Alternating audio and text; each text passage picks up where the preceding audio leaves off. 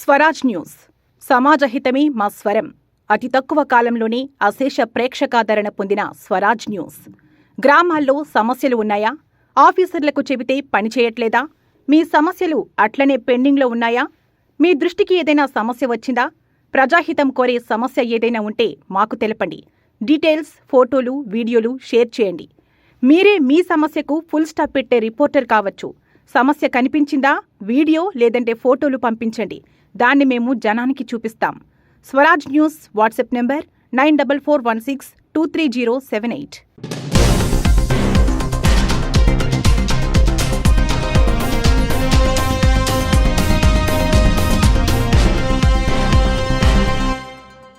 Welcome to Swaraj news. నేను రేవతి. ముందుగా ముఖ్యాంశాలు.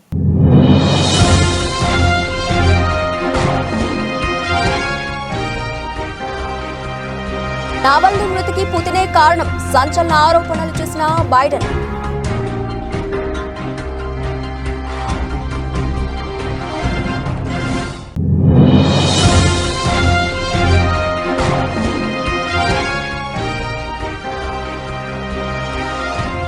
ఇంటి ముంగిట చక్కర్లు కొట్టిన బ్లాక్ పాంథర్, నెట్టింట వైరల్ అవుతోన్న వీడియో.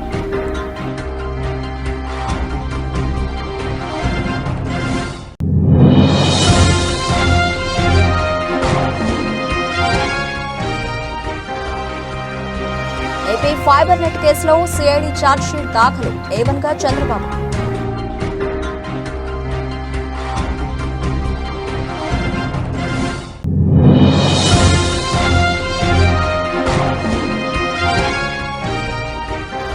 కేసీఆర్ కు పుట్టినరోజు శుభాకాంక్షలు తెలిపిన సీఎం రేవంత్ రెడ్డి. వారికి భగవంతుడు మంచి ఆరోగ్యాన్ని ఇవ్వాలని ఆకాంక్షించిన రేవంత్.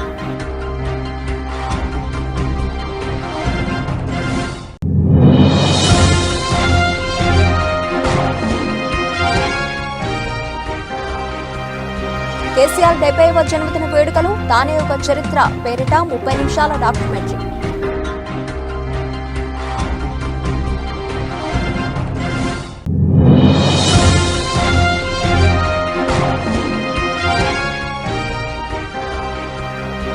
నాలుగు వికెట్లతో చెలరేగిన సిరాజ్, లంచ్ తర్వాత కుప్పకున్న ఇంగ్లాండ్.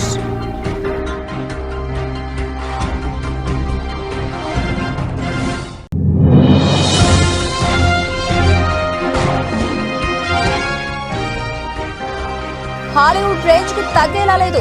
సినీ ఇండస్ట్రీలో చర్చనీయాంశంగా మారిన మహేష్ రాజమౌళి మూవీ.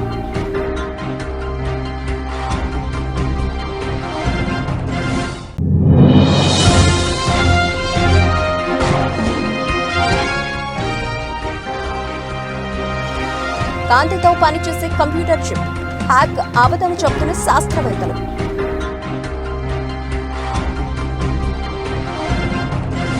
రెటికి డీటెయిల్స్ చూస్తే, రష్యా ప్రతిపక్ష నేత అలెక్సీ నావల్నీ మృతికి అధ్యక్షుడు వ్లాదిమిర్ పుతిన్ కారణమని అమెరికా అధ్యక్షుడు జో బైడెన్ అన్నారు. నావల్నీ మృతి పట్ల తీవ్ర పర్యవసానాలు తప్పవన్నారు. నావల్నీ మరణంలో ఆశ్చర్యం ఏమీ లేదని, కానీ ప్రతిపక్ష నేత మృతి చెందిన తీరు ఆగ్రహానికి లోను చేస్తోందని బైడెన్ తెలిపారు. నిజానికి నావల్నీకి ఏం జరిగిందన్న అంశంపై క్లారిటీ లేదని, కానీ పుతిన్, ఆయన అనుచరులే ఈ హత్యకు కారణమై ఉంటారని బైడెన్ చెప్పారు. నావల్నీ మృతి చెందిన విషయాన్ని జైలు అధికారులు ప్రకటించగానే వైట్ హౌస్ లో బైడెన్ మీడియాతో మాట్లాడారు. నావల్నీ మృతి పట్ల రష్యా అధికారులు తమ సొంత కథలు చెబుతూ ఉంటారని, కానీ ఎవరూ ఎటువంటి తప్పు చేయొద్దని, నావల్నీ మృతికి పుతినే కారణమని బైడెన్ అన్నారు. పుతిన్ ప్రభుత్వం అవినీతి, హింసను నావల్నీ ధైర్యంగా ఎదుర్కొన్నారని బైడెన్ తెలిపారు. Both not surprised and outraged by the news. Reported death of Alexei Navalny. He bravely stood up to the corruption, the violence, and all the bad things that the Putin government was doing. In response, Putin had him poisoned. He had him arrested. He had him prosecuted for fabricated crimes. He sentenced him to prison. He was held in isolation. Even all that didn't stop him from calling out Putin's lies. Even in prison, he was a powerful voice for the truth, which is kind of amazing when you think about it. Reports of his death, if they're true, and I have no reason to believe they're not, Russian authorities are going to tell their own story. But make no mistake, Putin is responsible for Navalny's death. Putin is responsible. What has happened to Navalny is yet more proof of Putin's brutality? Sir, first, was this an assassination? The answer is we don't know exactly what happened, but there is no doubt that the death of Navalny was the consequence of something that Putin and his thugs did. ఎంతో అరుదుగా కనిపించే black panther తాజాగా ఓ ఇంటి ఆవరణలో చక్కర్లు కొట్టింది. ఇందుకు సంబంధించిన వీడియోని ఇండియన్ ఫారెస్ట్ సర్వీస్ అధికారి పర్వీన్ కశ్వాన్ ట్విట్టర్లో పోస్ట్ చేశారు. అడవిలో ఉండాల్సిన వన్యప్రాణులు, క్రూర జంతువులు ఇటీవల కాలంలో జనావాసాల్లోకి ప్రవేశిస్తున్నాయి. అటవీ సమీప ప్రాంతాల్లోని గ్రామాలకు వచ్చి ప్రజలను భయభ్రాంతులకు గురిచేస్తున్నాయి. ఎంతో అరుదుగా కనిపించే బ్లాక్ పాంథర్ తాజాగా ఓ ఇంటి ఆవరణలో చక్కర్లు కొట్టింది. తమిళనాడు రాష్ట్రంలోని నీలగిరి ప్రాంతంలోని ఓ ఇంటి ఆవరణలోకి ప్రవేశించిన నల్ల చిరుత అక్కడ పెరట్లో చక్కర్లు కొట్టింది. ఇందుకు సంబంధించిన దృశ్యాలు అక్కడే ఉన్న సీసీటీవీ ఫుటేజ్లో రికార్డ్ అయ్యాయి. ఈ వీడియోని ఇండియన్ ఫారెస్ట్ సర్వీస్ అధికారి పర్వీన్ కశ్వాన్ ట్విట్టర్లో పోస్ట్ చేశారు. ఎవరైనా మీ ఇంటిని ఇలా సందర్శిస్తే ఎలా ఉంటుందో ఊహించుకోండి. నల్ల చిరుతలు ఎక్కడ కనిపిస్తాయో తెలుసా అంటూ వీడియోకి క్యాప్షన్ ఇచ్చారు.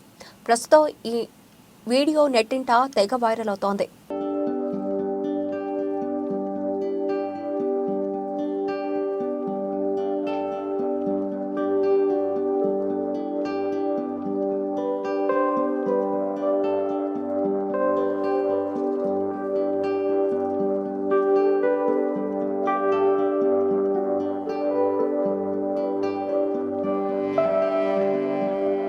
తెలుగుదేశం పార్టీ అధినేత చంద్రబాబు చుట్టూ మరో ఉచ్చు బిగుసుకుంటోంది. ఏపీ ఫైబర్ నెట్ కేసులో ప్రధాన నిందితుడిగా పేర్కొంటూ ఏసీబీ కోర్టులో సిఐడి ఛార్జ్షీట్ దాఖలు చేసింది. ఈ ఛార్జ్షీట్లో A1గా చంద్రబాబు, A2 వేమూరి హరికృష్ణ, A3గా కోకంటి సాంబశివరావును పేర్కొంది. మొత్తం 2,000 కోట్ల ఈ ప్రాజెక్టు కింద మొదటి దశలో 333 కోట్ల రూపాయల విలువైన పనుల అక్రమాలను సిఐడి ప్రత్యేక దర్యాప్తు బృందం బయటపెట్టింది.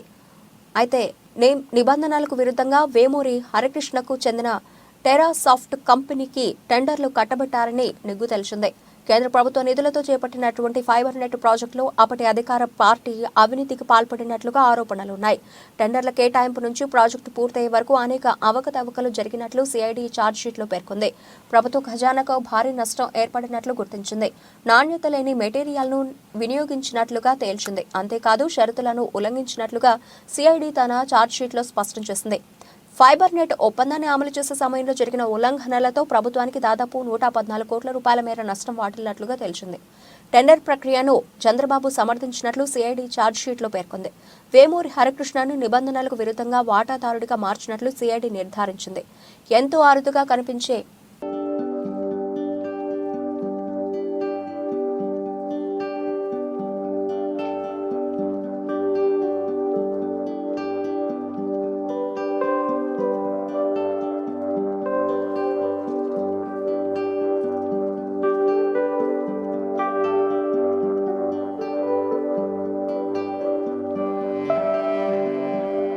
తెలంగాణ మాజీ ముఖ్యమంత్రి బీఆర్ఎస్ అధినేత కేసీఆర్ ఇవాళ్టితో 70వ ఏటా అడుగుపెట్టారు.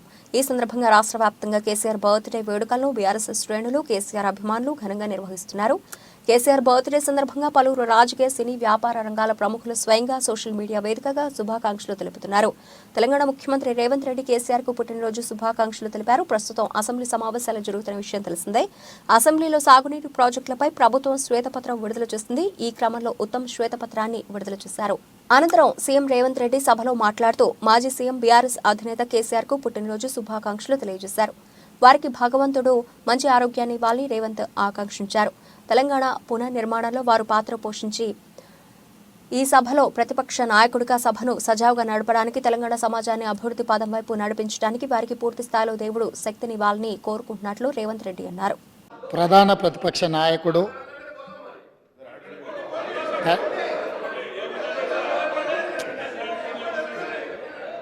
శాసనసభ్యుడిగా, రాష్ట్ర మంత్రిగా, పార్లమెంట్ సభ్యుడిగా, కేంద్ర మంత్రిగా 10 సంవత్సరాలు తెలంగాణ రాష్ట్ర ముఖ్యమంత్రిగా బాధ్యతలు నిర్వహించి 40 సంవత్సరాలు రాష్ట్ర రాజకీయాలలో, దేశ రాజకీయాలలో తన పాత్రను పోషించిన శ్రీ కల్వకుంట్ల చంద్రశేఖరరావు గారికి ఈరోజు జన్మదినము. వారికి కాంగ్రెస్ పార్టీ పక్షాన జన్మదిన శుభాకాంక్షలు తెలియజేస్తున్నా.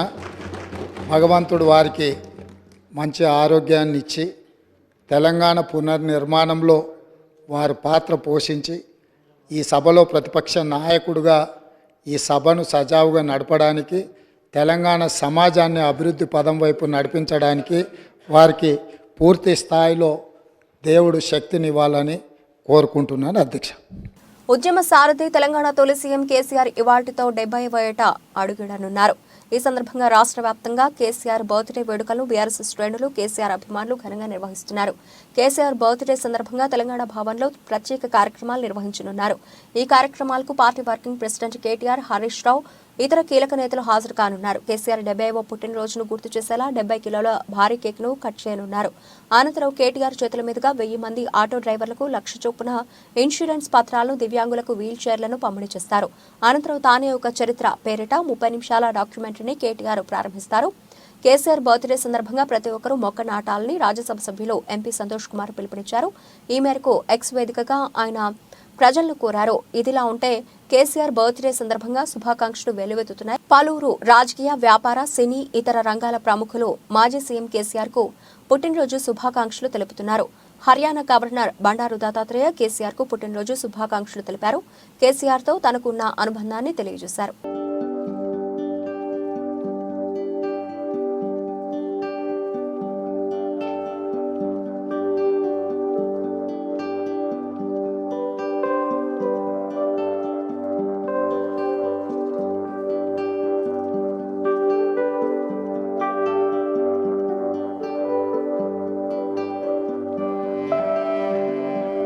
గండేపల్లి మండలం మల్లేపల్లి జాతీయ రహదారి పక్కన గల శుభప్రద్ కళ్యాణ మండపం నందు అనపరాజుపేట వైఎస్ఆర్ పార్టీ నాయకుల ఆధ్వర్యంలో ఆత్మీయ సమావేశం నిర్వహించారు. ఈ కార్యక్రమానికి ముఖ్య అతిథిగా తోట నరసింహం పాల్గొన్నారు. ఈ సందర్భంగా ఆయన మాట్లాడుతూ ముఖ్యమంత్రి జగన్మోహన్ రెడ్డి ప్రజల గుండెలో చిరస్థాయిగా నిలిచారని అన్నారు.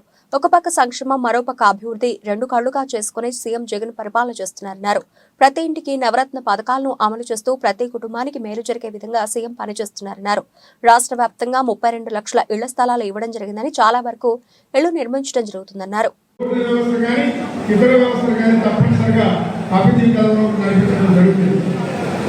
మనందరికీ తెలుసు, ఈరోజు మన రాష్ట్ర ముఖ్యమంత్రి శ్రీ వైఎస్ జగన్మోహన్ రెడ్డి గారు అనేక రకాలైన సంక్షేమ అభివృద్ధి కార్యక్రమాలు చేస్తున్నారు.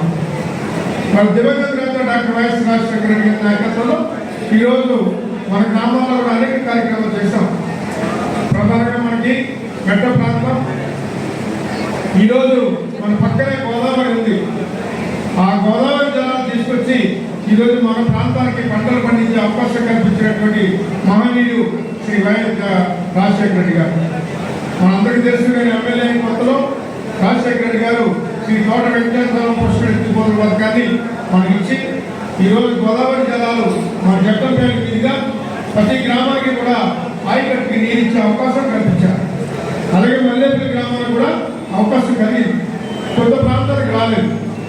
ప్రజలందరూ కలిసికట్టుగా ప్రతిపక్షాల ఎత్తుగడలను చిత్తు చేస్తూ ఎవరు ఎంతమంది కలిసొచ్చినా జగనన్నను మళ్లీ ముఖ్యమంత్రిని చేయాలని రాష్ట్ర హోంమంత్రి, విపత్తుల నిర్వహణ శాఖ మంత్రి డాక్టర్ తానేటి వనిత పిలుపునిచ్చారు. శుక్రవారం గోపాలపురం మండలం కరగపాడు, కొవ్వూరుపాడు, గుడ్డిగూడెం, రేగులకుంట గ్రామాల్లో స్థానిక ప్రజాప్రతినిధులు, సచివాలయ ఉద్యోగులు, వాలంటీర్లు, నాయకులతో కలిసి గ్రామాల వారీగా సమావేశాలు నిర్వహించారు.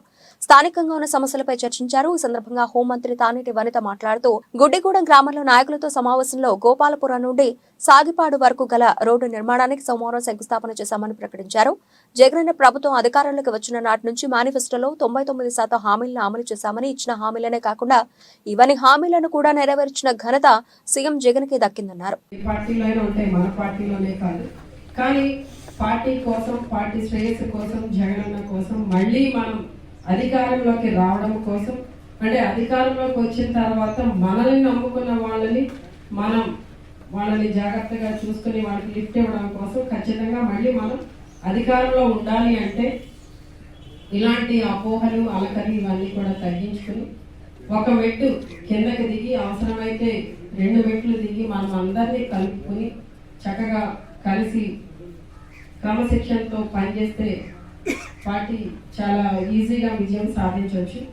కానీ ఎప్పుడైతే మనము ఒకరికొకరు సెపరేట్ అయిపోయి దూరంగా ఉంటామో అది ఎదుటి వారికి మనం అవకాశం ఇచ్చిన వాళ్ళు అవుతాం. ఎందుకంటే ఈ రోజున జగనన్న మీద యుద్ధం చేయడానికి అటు తెలుగుదేశం, ఇటు జనసేన ఎలా సిద్ధంగా ఉన్నారో, ఎలా బాణాలు సంధిస్తున్నారో, ఎలా బురద జరుగుతున్నారో మీరంతా కూడా మీడియా ద్వారా చూస్తున్నారు, పేపర్స్లో చూస్తున్నారు.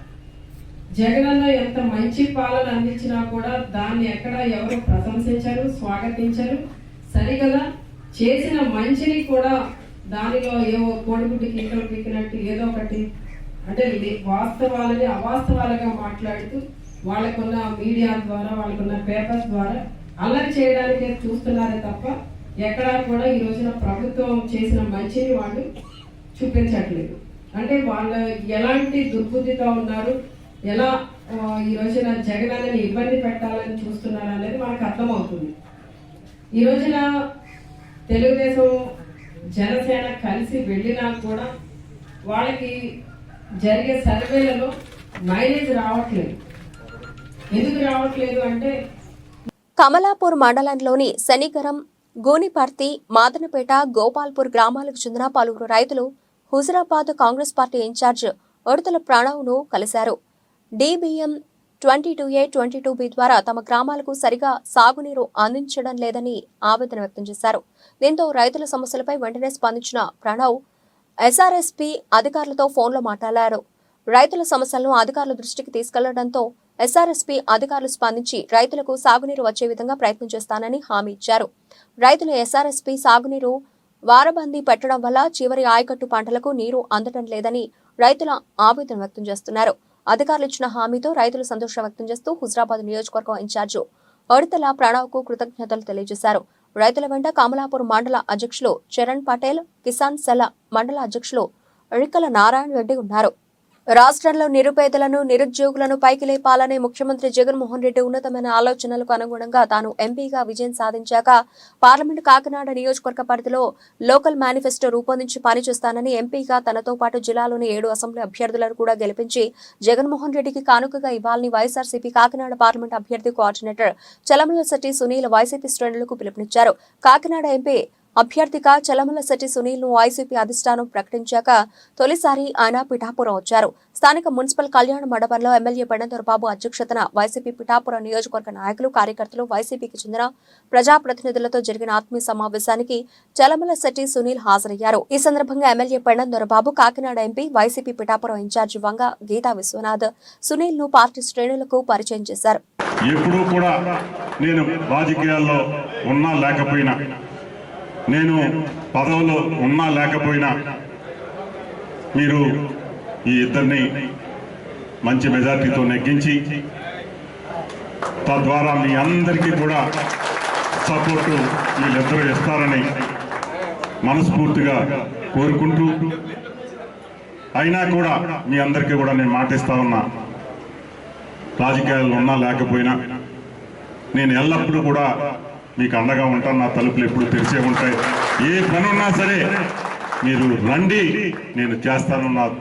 నా చేతిలో ఉన్న పని ఏదైనా కూడా చేస్తానని చెప్పేసి ఈ వేదిక ద్వారా తెలియజేస్తూ, ఏదైతే ఇప్పటి వరకు ఈ 25 సంవత్సరాలుగా ప్రభుత్వం వచ్చిన తర్వాత ఈ 4 సంవత్సరాల 10 నెలల కాలంలో పార్టీ పుట్టినాటి నుంచి ఈనాటి వరకు నాతో ప్రయాణించిన ప్రతి ఒక్కరికి కూడా శిరస్సు వంచి నమస్కరిస్తూ, మీ అందరూ కూడా మనస్ఫూర్తిగా నన్ను ఈసారి ఇక్కడ ఎంపీ అభ్యర్థిగా అలాగే పార్లమెంట్ నియోజకవర్గ ఇన్ఛార్జిగా నియమించినప్పుడు ఆయనకి ధన్యవాదాలు తెలపాలో లేక ఆయనకి ఏం చెప్పాలో తెలియక నేను కలిసినప్పుడు మళ్ళీ నన్ను ఎందుకు నిర్ణయించలేదమ్మా, నువ్వు ఆ ప్రాంతానికి కావాలి, నీలాంటి ఎక్స్పోజర్ ఉన్నాడు కాకినాడ పార్లమెంట్ నియోజకవర్గంలో చాలా అవసరం ఉన్నది, నీకెందుకు నీకు అక్కడ ఉన్న సర్వేలు కానీ అన్ని రకాలుగా మేము ఆలోచన చేసే నేను నియమించడం జరిగిందని చెప్పినప్పుడు నేను ముఖ్యంగా ఆలోచన చేసింది మళ్ళీ, ఎందుకంటే ఈ రోజున 1 సారి 2 సార్లు ఓడిపోయిన వారికే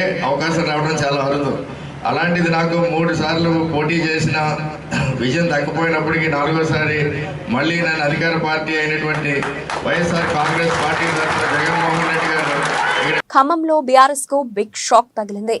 పార్లమెంట్ ఎన్నికల ముంగిట ఆ పార్టీ నుంచి పెద్ద ఎత్తున నాయకులు రాజీనామా బాటపట్టారు. సీనియర్ నాయకుడు డాక్టర్ పులిపాటి ప్రసాద్ నేతృత్వంలోని ఆయన మిత్ర బృందం బీఆర్ఎస్ పార్టీని వీడారు.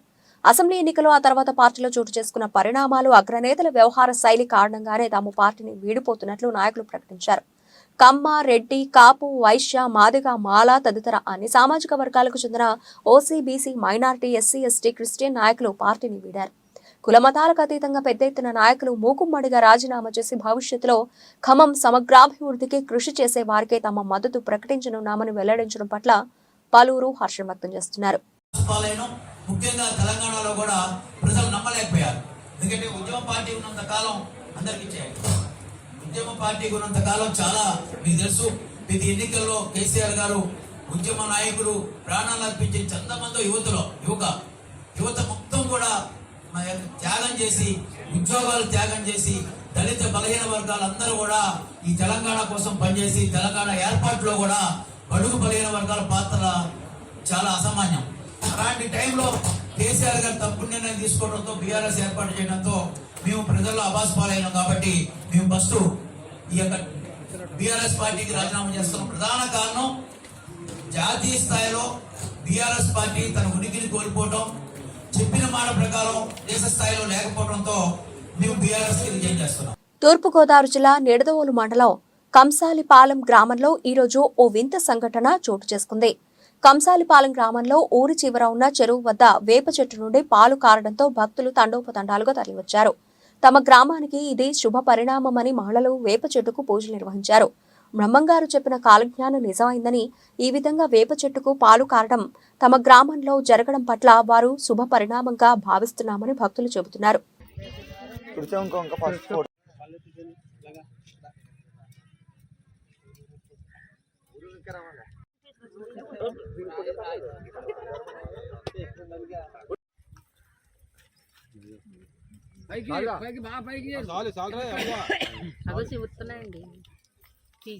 అక్కడ రాగి చెట్టు కూడా వేప చెట్టు విగ్రహాలు వేప చెట్టు చచ్చిపోయింది అనుకుంటా.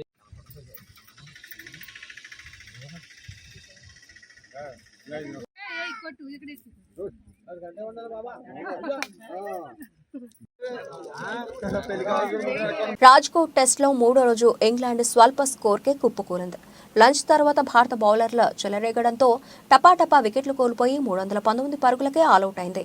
పేసర్ సిరాజ్ 4 వికెట్లతో ఇంగ్లాండ్ పతనాన్ని శాసించాడు. దాంతో టీమిండియాకు 126 పరుగుల ఆధిక్యం లభించింది. లంచ్కు ముందు 290/5తో పటిష్ట స్థితిలో కనిపించిన స్టోక్స్ సేన అనూహ్యంగా మరో 29 పరుగులకే చాప చుట్టేసింది. లంచ్ తర్వాత బంతి అందుకున్న జడేజా కెప్టెన్ బెన్ స్టోక్స్ ను అవుట్ చేశాడు. ఆ కాసేపటికే సిరాజ్ సూపర్ డెలివరీతో బెన్ ఫోక్స్ ను బోల్తా కొట్టించాడు. అప్పటికే ఆలౌట్ ప్రమాదంలో పడిన ఇంగ్లాండ్ 10 పరుగుల తేడాతో చివరి 3 వికెట్లు కోల్పోయింది.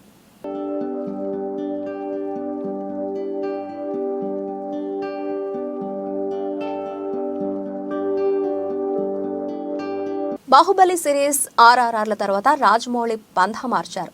మారిన ఇమేజ్ను, మార్కెట్ను దృష్టిలో పెట్టుకుని స్థాయికి తగ్గట్టు అడుగులు వేస్తున్నట్లు విశ్వసనీయ సమాచారం. మహేష్ బాబుతో ఆయన రూపొందించనున్న సినిమాకు సంబంధించి ప్రతి విషయంలోనూ ఆచితూచి అడుగులేస్తున్నారట దర్శకధీరుడు. ఈ సినిమా స్క్రిప్ట్ వర్క్ ఇప్పటికే పూర్తి కావచ్చిందని సమాచారం. బాహుబలి సిరీస్ ఆర్ఆర్ఆర్ల తర్వాత రాజమౌళి పంథా మార్చారు.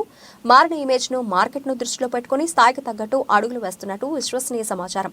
మహేష్ బాబుతో ఆయన రూపొందించనున్న సినిమాకు సంబంధించి ప్రతి విషయంలోనూ ఆచితూచి అడుగులేస్తున్నారట దర్శకధీరుడు. ఈ సినిమా స్క్రిప్ట్ వర్క్ ఇప్పటికే పూర్తి కావచ్చిందని సమాచారం. ఇక అధికారికంగా ప్రకటించి షూటింగ్ మొదలు పెట్టడమే తరువాయి. దీనికోసం అమెరికాకు చెందిన ఓ కాస్టింగ్ ఏజెన్సీతో రాజమౌళి చర్చలు జరిపారన్నది తాజా వార్త. అలాగే ఇందులోని పాత్రధారుల విషయంలోనూ రకరకాల పేర్లు వినిపిస్తున్నాయి. కథానాయికగా ఇండోనేషియాకు చెందిన చెల్సియా ఎలిజబెత్ ఇస్తాన్ నటించనున్నట్లు విశ్వసనీయ సమాచారం. అలాగే ప్రముఖ హాలీవుడ్ నటుడు క్రిస్ హెమ్స్వర్త్ కీలక పాత్ర పోషించనున్నట్లు తెలిసిందే. సాంకేతిక నిపుణుల విషయంలో కూడా గతానికి భిన్నంగా అడుగులేస్తున్నారు రాజమౌళి. ఈ సినిమాకు సినిమాటోగ్రాఫర్గా పిఎస్ వినోద్, విఎఫ్ఎక్స్ సూపర్వైజర్గా ఆర్సి కమల్ కన్నన్, ప్రొడక్షన్ డిజైనర్గా మోహన్ బింగి, ఎడిటర్గా తంబిరాజు వ్యవహరించనున్నారని ఫిల్మ్ వర్గాల టాక్. SSMB 29 అనే వర్కింగ్ టైటిల్తో ఈ చిత్రం రూపొందనున్నట్టు గతంలో వార్తలు రాగా దాన్ని తొలగించి SSRMB అనే వర్కింగ్ టైటిల్ని ఖరారు చేసినట్టు సినీ వర్గాలు చెబుతున్నాయి. వ్యాపారపరంగా రాజమౌళి ఇమేజ్ ని కూడా దృష్టిలో పెట్టుకుని మహేష్ రాజమౌళి ఇద్దరి పేర్లు కలిసి వచ్చేలా వర్కింగ్ టైటిల్లో మార్పులు చేశారట. ఇక ఈ సినిమాకు మహారాజ్ అనే పేరును రాజమౌళి పరిశీలిస్తున్నారని తెలిసింది. ఈ టైటిల్ పై ఒక్కొక్కరి స్పందన ఒక్కోలా ఉంది. మరి ఇందులోని నిజానిజాలు తెలియాలంటే ఇంకొన్ని రోజులు ఆగాల్సిందే.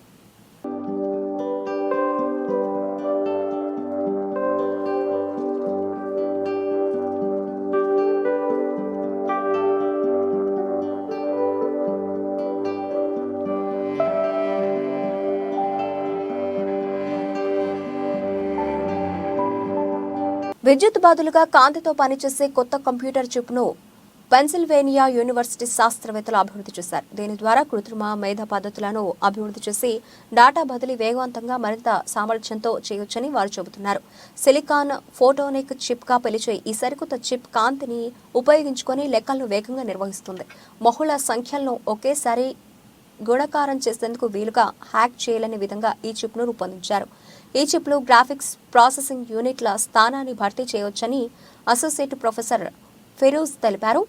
కాంతితో పనిచేసే ఈ చిప్ల పట్ల డాటా భద్రంగా ఉంటుందని సైంటిస్టులు చెబుతున్నారు. ఈ పరిశోధన వివరాలు నేచర్ ఫోటోనిక్స్లో ప్రచురితమయ్యాయి.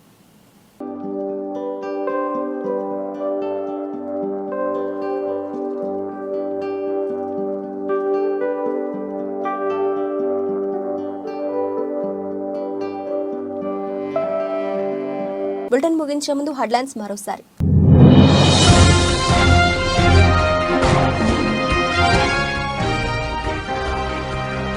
నావల్నీ మృతికి పుతినే కారణం, సంచలన ఆరోపణలు చేసిన బైడెన్.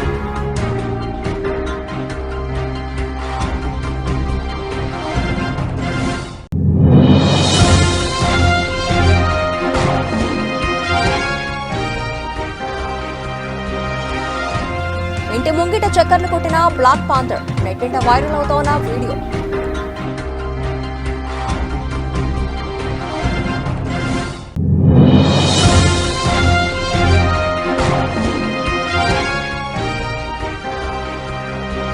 ఏపీ ఫైబర్ నెట్ కేసులో సిఐడి ఛార్జ్షీట్ దాఖలు, ఏవన్గా చంద్రబాబు.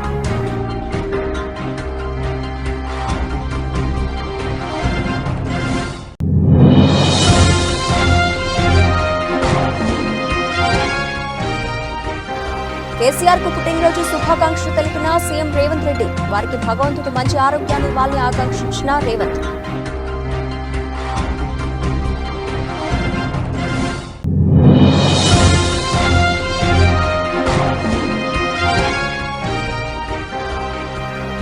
కేసీఆర్ 70వ జన్మదిన వేడుకలు, తానే ఒక చరిత్ర పేరిట 30 నిమిషాల డాక్యుమెంటరీ.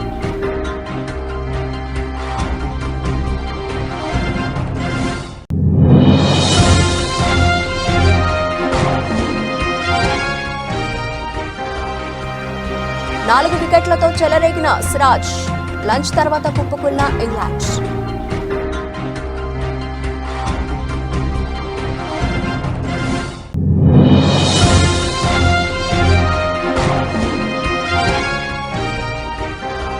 హాలీవుడ్ రేంజ్ కి తగ్గేలా లేదు, సినీ ఇండస్ట్రీలో చర్చనీయాంశంగా మారిన మహేష్ రాజమౌళి మూవీ.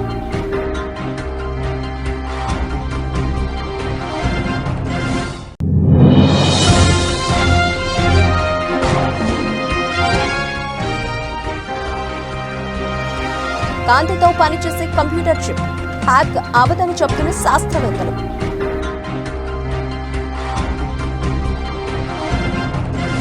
ఇవి ఇప్పటివరకు నబిల్చిన అప్డేట్స్. మరిన్ని అప్డేట్స్ తో మళ్ళీ కలుద్దాం. అంతవరకు సెలవు, నమస్తే.